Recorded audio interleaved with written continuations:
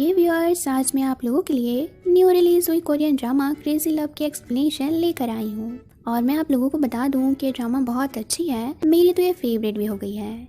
इसी के साथ साथ मैं बिजनेस प्रपोजल की एक्सप्लेनेशन को भी कंटिन्यू रखूंगी। तो अब और ज़्यादा बात ना करते हुए एक्सप्लेनेशन को शुरू करते हैं। ड्रामा की शुरुआत में हम देख रहे हैं कि बहुत सारे लोग लंबी सी लाइन में खड़े होकर किसी मिस्टर नौ गॉर्जिन के आने का वेट कर रहे हैं कि तभी एक बंदा लाइन में लगने के बजाय सीधे आगे की ओर जाने लगता है। ये देखकर लाइन में खड़े बाकी के लोग गुस्से से कहते हैं कि क्या तुम्हें दिख नहीं रहा है कि हम सुबह से लाइन में खड़े हैं, तुम ऐसे लाइन को कट करके आगे नहीं जा सकते हो। इस बंदे का फेस ना दिखने के कारण से लोग इसे कोई मामूली सा इंसान समझ रहे थे, बट जैसे ही ये रुककर अपना फेस लोगों को दिखाता है तब तो लोग इसे देखकर पागल हो जाते हैं और इसकी ओर दौड़ कर आने लगते हैं, क्योंकि ये कोई और नहीं बल्कि कोरिया के फेमस मैथमेटिक्स टीचर और गोटॉप कंपनी जो कि बेस्ट एजुकेशन प्रोवाइड करती है उसके सीईओ मिस्टर नो गॉर्जिन ही है। अब व्यूअर्स, आप लोग सोच रहे होंगे कि एक फेमस मैथ्स टीचर है तो फिर इतना बड़ा फैन बेस इसका क्यों है।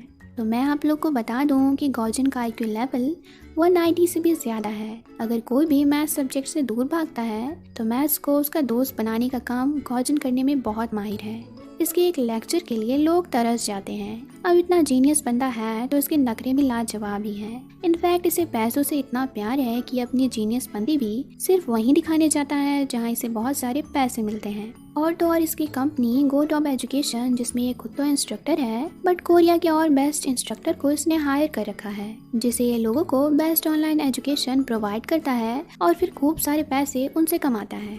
लेकिन इसी वक्त वो इस पे गन पॉइंट किए हुए है। इससे आगे का सीन हमें यहाँ पर नहीं दिखाया जाता है क्योंकि सीन यहाँ से कट हो जाती है और दूसरी सीन शुरू होती है। अब जीनियस गॉर्जिन को तो हम लोगों ने देख लिया, पर आप लोगों को इसकी सेक्रेटरी सिन्हा को भी जान लेना चाहिए, जिसका गॉर्जिन ने बुरा हाल बना के रखा है। सिर्फ गॉर्जिन की वजह से ही बेचारी सिन्हा की लाइफ हेल बनी हुई है।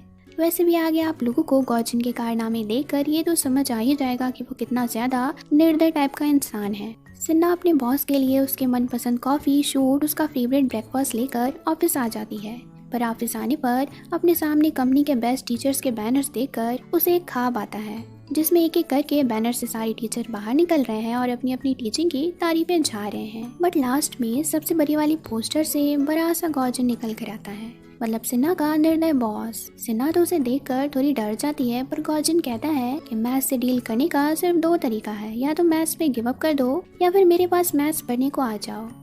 इसके बाद सिन्हा का ये ख्वाब तो यहीं खत्म हो जाता है, बट उसे लेट हो गया था तो वो दौड़ कर यहाँ से चली जाती है, क्योंकि कुछ ही देर में गॉर्जिन कंपनी में पधारने जो वाला था और अगर उसे कुछ भी लेट या बिगड़ा हुआ दिख जाए तो वो काफी भड़क जाता है। तो फाइनली कुछ देर बाद गॉर्जिन की एंट्री होती है कंपनी में। वो अपनी शातिर नजर डालते हुए अपने कैबिन तक चला जाता है। टाइम से ब्रेकफास्ट लेकर सिन्हा भी उसके कैबिन में जाती है, पर चारों ओर देखने पे उसे बॉस कहीं नजर नहीं आता है, तो वो सोचने लगती है कि बॉस कहाँ गायब हो गए। पर जीनियस गॉर्जिन तो सीढ़ियों पे चढ़कर बोर्ड पे मैथ्स के प्रॉब्लम सॉल्व कर रहा होता है। अब सिन्हा को नाश्ते के साथ देखकर वो नीचे उतरता है और फिर क्या रईसी वाले अंदाज में नाश्ता करना शुरू करता है। मगर क्या बात है, वो हर एक चीज को इतनी बारीकता से टेस्ट करता है जिससे कि नाश्ते में कुछ नुक्स निकल जाए और वो फिर अपनी सेक्रेटरी को 2-3 कड़वी बातें सुना सके। लास्टली इसका ये इरादा पूरा भी हो ही जाता है, क्योंकि बर्गर में सिन्हा के मना करने पे भी रेस्टोरेंट वालों ने गलती से अनियन डाल दिया है। अनियन तो गॉर्जिन को बिल्कुल भी पसंद नहीं है। बर्गर को वो डस्टबिन में डाल तो देता है और फिर सिन्हा को जबरदस्त टोंट मारते हुए कहने लगता है कि मुझे वैसे लोग पसंद नहीं है जो काम को करना नहीं जानते हो पर मुफ्त के पैसे लेने में हमेशा आगे रहते हो। ऐसे लोग पैरासाइट होते हैं जो मेरे पैसों पे नजर गड़ाए रखते हैं। इसके खौफनाक टोंट को सुनकर बेचारी सिन्हा उदास हो जाती है और वो जाकर अपने डॉल से हेडेक की पिल्स निकालती है और उसे खा लेती है। इसके बाद गॉर्जिन से मिलने के लिए ऑफिस में मिस्टर कांग आते हैं, जो कि इंग्लिश के इंस्ट्रक्टर हैं। मिस्टर कांग सिन्हा से पूछते हैं कि तुम कितने दिनों से मिस्टर गॉर्जिन की सेक्रेटरी हो, 1 मंथ से या फिर 3 मंथ से। तो सिन्हा बताती है कि मैं तो 1 साल से उनकी सेक्रेटरी हूँ। ये सुनकर दो मिस्टर कांग हैरान हो जाते हैं और कहने लगते हैं कि सच में तुम तो कमाल की हो, तुम्हारा नाम तो गिनीज बुक में लिखवा देना चाहिए, क्योंकि आज तक मिस्टर गॉर्जिन की कोई भी सेक्रेटरी इतने दिनों तक नहीं टिकी है।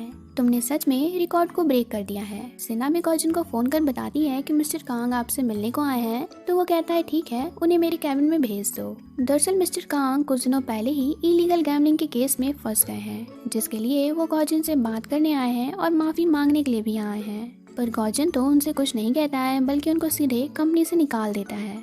ये देखकर मिस्टर कांग भी उससे कहने लगते हैं कि तुम मेरे साथ ऐसा नहीं कर सकते हो, मैंने इस कंपनी को बिल्ड करने में बहुत मेहनत की है। लेकिन फिर भी गॉजिन उनकी बात नहीं सुनता है और उसे यहाँ से निकाल देता है, ये कहकर कि मैं तुम्हारी गैम्बलिंग के लिए तुम्हें नहीं निकाल रहा हूँ, तुम मर्डर करके भी आते फिर भी मुझे कोई फर्क नहीं पड़ता। बात तो ये है कि अब मुझे तुम्हारे जरिए पैसे नहीं मिल रहे हैं, तुम अच्छे इंस्ट्रक्टर तो थे बट पास्ट में थे, अब तुमसे मुझे कोई फायदा ही नहीं मिल रहा है, तुम जैसे कचरे को कचरे की जगह पे ही रहना चाहिए। अब मिस्टर कांग को बहुत बुरा लगता है गॉजिन की बातों का। वो भी कहता है कि मैंने इस कंपनी को खड़ा करने में अपना काफी सारा पैसा लगा दिया था और आज जब मैं अच्छा इंस्ट्रक्टर नहीं रहा तो तुम मुझे गार्बेज की तरह ट्रीट कर रहे हो। गॉजिन कहता है कि मेरे भाई दुनिया ऐसे ही चलती है, एक बार अगर तुम यूजलेस प्रूफ हो गए तो फिर तुम्हें हर जगह से एलिमिनेट कर दिया जाएगा। गॉजिन की सारी बातों को सुनकर मिस्टर कांग गुस्से में अब सीन क्रिएट करने लगते हैं, जिससे सेक्रेटरी गार्ड आते हैं और उसे यहाँ से बाहर निकालते हैं। अब गॉजिन ने मिस्टर कांग को निकाल दिया है, ये बात वो बाकी इंस्ट्रक्टर को भी मीटिंग में बताते हैं और एक एक करके सारे इंस्ट्रक्टर की भी खिंचाई करते हैं, क्योंकि उसे किसी भी कीमत पे कंपनी गो टॉप एजुकेशन हमेशा नंबर 1 पे चाहिए। कंपनी नंबर 1 पे रहेगी तो गॉजिन को बहुत सारे पैसे भी आते रहेंगे। मीटिंग के बीच में ओ आता है, जिसे देखकर सारे इंस्ट्रक्टर काफी खुश हो जाते हैं। ओ कंपनी में डिप्यूटी सीईओ है और सबसे बड़ी बात ये है कि वो गॉजिन का छोटा भाई भी है। इधर गॉजिन के लिए एक पैकेज आया हुआ होता है तो सिन्हा याद से उस पैकेज को जाकर गॉजिन के टेबल पे रख देती है। वो कैबिन से वापस जा रही होती है कि इसी वक्त गॉजिन और ओ कैबिन में आ जाते हैं। ओ सिन्हा को देखकर उसे हाय कहता है और साथ ही इशारे में बोलता है कि मैंने जो तुम्हें करने को कहा है तुम्हें याद तो है। सीना भी इशारे में हाँ कहकर कैबिन से बाहर चली जाती है। अब दोनों भाई साथ में बैठे होते हैं तो गॉजिन कहता है कि आज रात चलो हम साथ में डिनर करते हैं, पर वो डिनर पे जाने से मना कर देता है क्योंकि उसे आज रात बहुत इंपॉर्टेंट अपॉइंटमेंट के लिए जाना है। ये कहकर वो यहाँ से भी चला जाता है, पर गॉजिन बच्चों के जैसे रिएक्ट करके कहने लगता है कि मेरा आज बर्थडे है, मेरे भाई को ये याद तक नहीं है, उसे तो अपॉइंटमेंट अटेंड करना है। कोई बात नहीं, वैसे भी बर्थडे बहुत चाइल्डिश जैसी चीज है। ये सब सोचकर वो बाहर जाने लगता है, पर तभी वो केक लेकर दरवाजे पे आ जाता है और बर्थडे विश करके गॉजिन को सरप्राइज कर देता है। गॉजिन केक देखकर मन ही मन बहुत खुश हो रहा होता है कि चलो मेरे भाई को मेरा बर्थडे तो याद है, पर फिर भी वो ऐसा प्रिटेंड कर रहा होता है जिससे उसे कुछ खास फर्क पड़ा ही नहीं है। अब इसके बाद गॉजिन अपने टेबल पे रखे पैकेज को जाकर चेक करता है तो उसमें एक मरी हुई माउस होती है, जिसे देखकर गॉजिन थोड़ा तो घबरा जाता है, पर अपने भाई के सामने वो अपनी घबराहट को जाहिर नहीं करता। वैसे भी ये सब गॉजिन के लिए कुछ नया नहीं है जो वो किसी को बताने को जाए। उसके हर बर्थडे पे ही उसे ऐसे डरावने प्रेजेंट्स आते रहते हैं। ये सब कौन भेजता है ये तो हमें यहाँ नहीं दिखाया जाता है, पर एक पूरा का पूरा रूम ही ऐसे गिफ्ट से भरा हुआ है। कुछ गिफ्ट्स पे तो गॉजिन को जान से मारने की बात तक लिखी हुई है। सीना ऑफिस के बाकी इंस्ट्रक्टर और इंटर्न को उनका ब्रेकफास्ट दे रही होती है क्योंकि ये भी उसके काम का एक हिस्सा है, मगर एक फीमेल इंस्ट्रक्टर को आज उसके फेवरेट सैंडविच सिन्हा नहीं दे पाती है, जिसपे वो सिन्हा को टोंट मारकर कहने लगती है कि 1 साल से तुम सीईओ की सेक्रेटरी बन के इस कंपनी में रह रही हो, जरूर इसके पीछे तुम्हारी कोई चाल छुपी हुई है। ये बात सुनकर सिन्हा का मूड ऑफ हो जाता है और वो वापस से जाती और हेडेक वाली पिल्स ले लेती है, क्योंकि उसके लिए ये सब कुछ टॉलरेट करना बहुत मुश्किल हो रहा था। इसी वक्त सिन्हा अपने सामने रखी कैलेंडर को देखती है और सोचने लगती है कि मेरे से पहले यहाँ काम करने वाली सेक्रेटरी ने भी काफी सरवाइव किया होगा, जैसे आज मैं कर रही हूँ, पर किसी न किसी कारण से उन सब ने काम को छोड़ दिया, क्योंकि यहाँ टिक पाना बहुत ही मुश्किल है और गॉजिन को संभालना तो बहुत ही ज्यादा मुश्किल है। ये सब सोच के वो थोड़ी देर के लिए उदास तो होती है, पर बाद में वो ये सोचकर खुश हो जाती है कि मैंने तो इस कंपनी में पूरे 1 साल कंप्लीट कर लिए हैं। दूसरी ओर हमें पहली वाली सेक्रेटरीज को टेरेस पे दिखाया जा रहा है। ये लोग मिलकर एक टेडी बियर में डरावने तरीके से हैप्पी बर्थडे लिखकर डाल रही हैं कि तभी गार्ड्स इन्हें देख लेता है और ये गार्ड से बचने के लिए टेडी बियर को टेरेस से नीचे फेंक कर यहाँ से भागने लगती हैं। रात गए सिन्हा अपना काम निपटा कर घर जा रही होती है कि रास्ते में उसे वो मिलता है, जिसके बाद वो सिन्हा को जाने से रोककर एक बुके देता है और उसके साथ उसे 1 ईयर इस कंपनी में पूरे करने वाली बात पे विश भी करता है। साथ ही वो वेकेशन फंड भी सिन्हा को देता है, जिसपे सिन्हा उससे पूछती है कि वेकेशन फंड अभी क्यों मिल रहा है, तो उसे बोलता है कि तुम्हारे बॉस गॉजिन वेकेशन पर जा रहे हैं तो तुम्हें भी कुछ दिनों का रेस्ट मिलने वाला है। वो अब सिन्हा से कहने लगता है कि अपने सपनों पे कभी भी तुम गिव अप मत करना, क्योंकि कभी ना कभी तुम्हारा सपना सच जरूर होगा। सिन्हा का तो सपना ही एक इंस्ट्रक्टर बनना है, बस इसीलिए वो यहाँ रहकर इतना कुछ झेल भी रही है। ओ की बातों से सिन्हा को बहुत खुशी मिलती है और वैसे भी ओ सिन्हा का एक लौता क्रश है जिसे वो अपना एंजल समझती है। अगली सुबह एक प्रेस्टिजियस यूनिवर्सिटी में लेक्चर देने के लिए गॉजिन जाता है, जहाँ उसका सामना अपने सबसे बड़े कंपेटिटर मिस्टर पार्क से होता है। क्योंकि गॉजिन के अलावा मिस्टर पार्क भी कोरिया के बेस्ट टीचर के नाम से जाने जाते हैं। बट ये दोनों एक दूसरे को बिल्कुल भी पसंद नहीं करते हैं। इन दोनों को ही लगता है कि ये दोनों एक दूसरे से बहुत बेहतर हैं। और सबसे मजेदार बात यह है कि पास्ट में गॉजिन मिस्टर पार्क की कंपनी में क्लीनर का काम किया करता था, बट उसके इंटेलिजेंट ब्रेन की बदौलत वो विदाउट कोई लेक्चर लिए ही मैथ की सारी प्रॉब्लम्स को चुटकियों में सॉल्व कर लेता था। और आज बस अपने जीनियस माइंड के कारण से ही वो मिस्टर पार्क का कॉम्पिटिटर भी बन गया है। यूनिवर्सिटी के लेक्चर शुरू होने में थोड़ा वक्त होता है, इसलिए दोनों एक दूसरे को टोंट मारने में लगे होते हैं। गॉजिन तो मिस्टर पार्क को अपनी बातों से इतना ज्यादा प्रोवोक कर देता है कि वो गॉजिन पे पूरा भड़क जाते हैं और सबके बीच ही चिल्लाने लगते हैं। और मिस्टर पार्क भी इसी बात का बदला लेने के लिए गॉजिन के पानी वाले बॉटल में पेट खराब होने वाली दवाई मिला देते हैं। लेकिन ये बात गॉजिन को पहले ही मालूम हो जाती है और वो लेक्चर के दौरान यही पानी उल्टा मिस्टर पार्क को पिला देता है, जिसके बाद तो मिस्टर पार्क का पेट खराब हो जाता है और वो बस वॉशरूम की ओर दौड़ने लगते हैं। तो मिस्टर पार्क तो चले गए, पर एक लड़का गॉजिन से सवाल में पूछता है कि आप हर साल सीसेट का एक मैथ पढ़ाकर बोर नहीं हो जाते हैं? तो गॉजिन कहता है कि बिल्कुल, मैं बोर तो हो जाता हूँ, पर पैसे कमाने के लिए मुझे ऐसा करना पड़ता है। इस बात पे वो लड़का हंसता है और कहने लगता है कि आप तो एक जीनियस है, पर आप सिर्फ पैसों के लिए ऐसा कैसे कर सकते हैं? गॉजिन भी कहता है कि पैसों के ना होने से मैंने अपनी लाइफ में बहुत बैड डेज देखे हैं। इसी पैसे के ना होने से मेरे पेरेंट्स ने सुसाइड कर लिया था। मेरी ग्रैंड मदर भी मर गई थी क्योंकि उन्हें कैंसर था और बिना ट्रीटमेंट के वो नहीं जी पाई।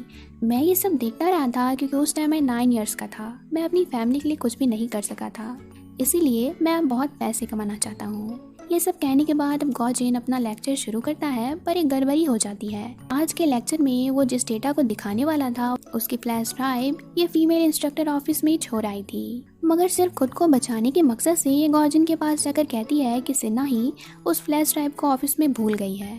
सिन्हा की लापरवाही वाली बात को सुनकर गॉजिन को बहुत गुस्सा आता है और वो इस गड़बड़ी के बारे में ऑडियंस को भी बताने जा रहा होता है कि इसी वक्त सिन्हा आ जाती है। पर गॉजिन का भी कोई जवाब नहीं है। वो सिन्हा की गलती के लिए उसे यहीं पे सबके बीच में कहने लगता है कि ये लड़की कभी भी एक इंस्ट्रक्टर नहीं बन सकती है, क्योंकि ये बहुत ही केयरलेस, इरेस्पॉन्सिबल और लेजी टाइप की लड़की है। गॉजिन अपनी ऐसी बातों से सिन्हा की इंसल्ट किए जा रहा होता है और बैठे सारे लोग सिन्हा को घूर घूर कर देख रहे होते हैं। सिन्हा को बहुत बुरा तो लगता है, पर फिर भी वो गॉजिन की बातों को भुला देती है और ओ की बातों को याद करके खुश हो जाती है कि अपने सपनों पे कभी भी गिव अप मत करना। नेक्स्ट मॉर्निंग सिन्हा हॉस्पिटल में चेकअप ले जाती है और फिर ऑफिस में मीटिंग होता है, इसलिए वो जल्दी जल्दी में चीजें ऑर्गेनाइज करने के लिए ऑफिस आ जाती है। लेकिन एक क्लीनर उसे बताती है कि मीटिंग का लोकेशन तो मिस्टर गॉजिन ने आज सुबह ही चेंज कर दिया है। अब क्लीनर तक को ये बात मालूम थी, पर गॉजिन की सेक्रेटरी होकर सिन्हा को नहीं। सिन्हा को एक बार फिर बहुत बुरा लग जाता है और वो काफी रोने भी लगती है। बट इसी वक्त हॉस्पिटल से कॉल आती है, जिसमें सिन्हा अपनी रिजल्ट्स जानने के लिए हॉस्पिटल पहुंच जाती है। पर डॉक्टर्स उसे बताते हैं कि सिन्हा को ब्रेन ट्यूमर हो गया है। ये जानने के बाद सिन्हा को बहुत बड़ा धक्का लगता है। उसे कुछ समझ नहीं आ रहा होता है कि वो क्या करेगी। आखिर अपने लाइफ में वो और कितने दिन जिएगी, क्योंकि डॉक्टर्स का कहना है कि वो फाइनल स्टेज में पहुंच गई है। एपिसोड के लास्ट सीन में हमें दिखाया जाता है कि गॉजिन आराम से अपने वेकेशन को एंजॉय कर रहा है, लेकिन वो जब शावर लेकर अपने रूम में आता है तो उसके रूम में कोई ब्लैक ड्रेस में खड़ा होता है। गॉजिन उस शख्स को देख के घबरा रहा होता है, पर वो जैसे ही उसके सामने जाता है तो उसे पता चलता है कि ये कोई और नहीं बल्कि सिन्हा है। सिन्हा भी गॉजिन के क्लोज आती है और अपने हाथ में छुपाए हैमर को लेकर गॉजिन पे अटैक कर देती है। बस इसी सीन के साथ ये एपिसोड खत्म हो जाती है। तो देखते हैं आगे के एपिसोड में कि क्या सच में सिन्हा ने अपने गुस्से में गॉजिन की जान ले ली या फिर मामला कुछ और है। Thanks for watching.